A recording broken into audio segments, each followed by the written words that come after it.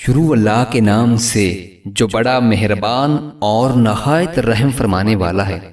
حضرت ابو موسیٰ رضی اللہ تعالی عنہما سے روایت ہے کہ مدینہ منورہ میں ایک گھر کو آگ لگ گئی، جبکہ گھر والے گھر میں موجود تھے۔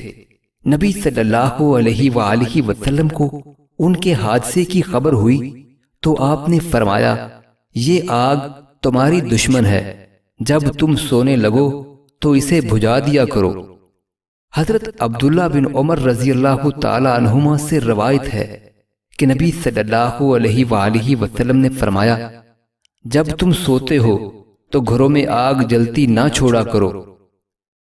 حضرت انس بن مالک رضی اللہ تعالی عنہ سے روایت ہے کہ رسول اللہ صلی اللہ علیہ وآلہ وسلم نے ایک آدمی کو کبوتر کا پیچھا کرتے دیکھا تو فرمایا، شیطان شیطان کا پیچھا کر رہا ہے۔